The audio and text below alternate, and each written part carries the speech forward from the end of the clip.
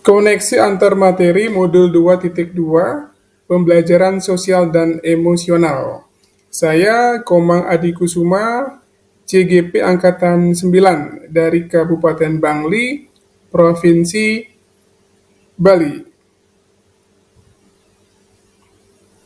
Sebagai pengantar, kesadaran akan proses pendidikan yang dapat menuntun tumbuh kembang murid secara holistik sudah menjadi perhatian pendidik sejak lama.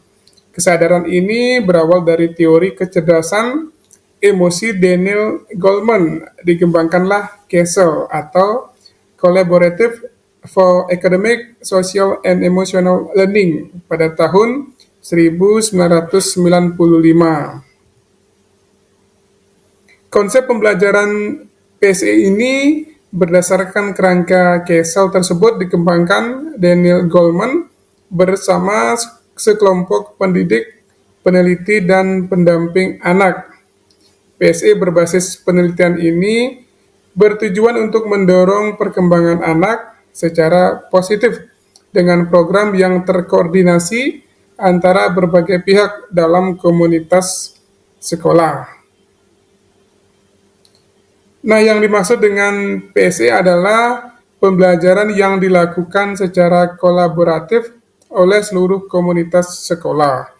Proses kolaborasi ini memungkinkan anak dan pendidik dan tenaga kependidikan di sekolah memperoleh dan menerapkan pengetahuan, keterampilan, dan sikap positif mengenai aspek sosial dan emosional.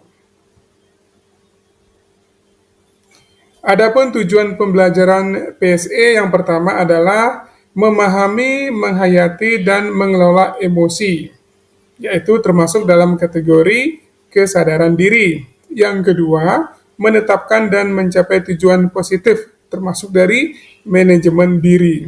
Yang ketiga, merasakan dan menunjukkan empati kepada orang lain. Ini termasuk kesadaran sosial. Membangun dan mempertahankan hubungan yang positif, yaitu termasuk dalam kategori keterampilan membangun relasi. Dan yang terakhir adalah membuat keputusan yang bertanggung jawab atau pengambilan keputusan yang bertanggung jawab. Capaian pembelajaran PSE ini adalah yang pertama menciptakan lingkungan belajar yang aman dan nyaman agar seluruh individu di sekolah dapat meningkatkan kompetensi akademik dan kesejahteraan psikologis atau well-being secara optimal. Yang kedua yaitu meningkatkan kompetensi sosial dan emosional, terciptanya lingkungan belajar yang lebih positif, peningkatan sikap positif, dan toleransi murid terhadap dirinya, orang lain, dan lingkungan sekolah. Yang ketiga, menghasilkan murid-murid yang berkarakter, disiplin, santun, jujur, peduli, responsif, proaktif, mendorong anak untuk memiliki rasa ingin tahu tentang ilmu pengetahuan, sosial, budaya, dan humaniora. Ada 5 kompetensi sosial dan emosional atau KSE. Yang pertama adalah kesadaran diri. Nah, contoh dari kesadaran diri berupa kemampuan untuk memahami perasaan, emosi, dan nilai-nilai diri sendiri, dan bagaimana pengaruhnya pada perilaku diri dalam berbagai situasi dan konteks kehidupan. Yang kedua adalah manajemen diri, kemampuan untuk mengelola emosi, pikiran, dan perilaku diri secara efektif dalam berbagai situasi dan untuk mencapai tujuan dan aspirasi. Yang ketiga adalah kesadaran sosial, yaitu kemampuan untuk memahami sudut pandang dan dapat berempati dengan orang lain, termasuk mereka yang berasal dari latar belakang, budaya, dan konteks yang berbeda-beda. Yang keempat adalah keterampilan berelasi, yaitu kemampuan untuk membangun dan mempertahankan hubungan-hubungan yang sehat dan suportif. Dan yang terakhir adalah pengambilan keputusan yang bertanggung jawab, yaitu kemampuan untuk mengambil pilihan-pilihan membangun yang berdasar atas kepedulian, konsekuensi dari berbagai macam-macam tindakan dan perilaku untuk kesejahteraan psikologis atau well-being. Yang dimaksud oleh well-being itu adalah kondisi nyaman, sehat, dan bahagia. Kondisi individu yang memiliki sikap yang positif terhadap diri sendiri dan orang lain, dapat membuat keputusan dan mengatur tingkah lakunya sendiri, dapat memenuhi kebutuhan dirinya dengan menciptakan dan mengelola lingkungan dengan baik, memiliki tujuan hidup, dan membuat hidup mereka lebih bermakna, serta berusaha mengeksplorasi dan mengembangkan dirinya. Implementasi KSE untuk murid. Yang pertama, pengajaran KSE secara eksplisit. Murid secara khusus memiliki kesempatan untuk menumbuhkan, melatih, dan merefleksikan kompetensi sosial dan emosional dengan cara yang sesuai dan selaras dengan perkembangan budaya. Yang kedua, integrasi KSE dalam praktek mengajar guru dan kurikulum akademik. Tujuan KSE diintegrasikan ke dalam konten pembelajaran dan strategi pembelajaran pada materi akademik, musik, seni, dan pendidikan jasmani. Penciptaan iklim kelas dan budaya sekolah, yaitu lingkungan belajar di seluruh sekolah dan kelas, mendukung pengembangan kompetensi sosial dan emosional, responsif secara budaya, dan berfokus pada upaya membangun hubungan dan komunitas. Sedangkan contoh implementasi KSE untuk rekan pendidik dan tenaga kependidikan di sekolah, yang pertama bentuk penguatannya adalah menjadi teladan, belajar atau berkolaborasi. Sedangkan KSE yang dapat dikembangkan yaitu manajemen diri dan kesadaran sosial. Sedangkan deskripsi kegiatan penguatannya adalah yang pertama, mempraktekkan kerjasama tim dan pemecahan masalah secara kolaboratif, misalnya dalam setiap kegiatan kepanitiaan di sekolah. Yang kedua, dapat berupa menjalin hubungan yang positif dengan rekan sejawat. Sedangkan yang ketiga adalah menghargai pendapat orang lain.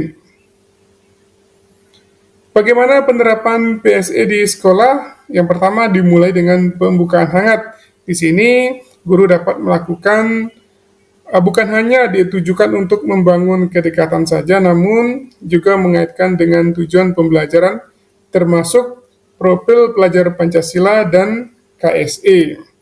Yang kedua adalah kegiatan inti yang melibatkan dan menantang murid. Tahap ini membuat profil pelajar Pancasila dan KSE eksplisit dalam proses pembelajaran, memastikan kesempatan interaksi atau diskusi murid, mendukung semua kebutuhan siswa, memberikan waktu jeda untuk bernafas atau peregangan, dan menginternalisasi pembelajaran baru mereka dan umpan balik.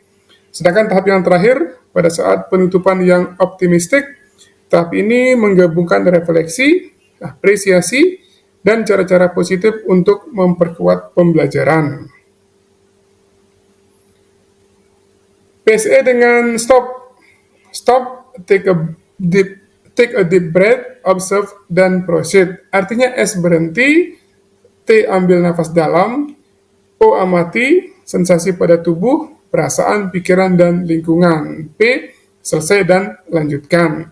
Stop sebagai teknik pembelajaran yang bermanfaat dalam membangun kesadaran penuh atau mindfulness, meredakan ketegangan, mengembalikan dan membangun fokus murid.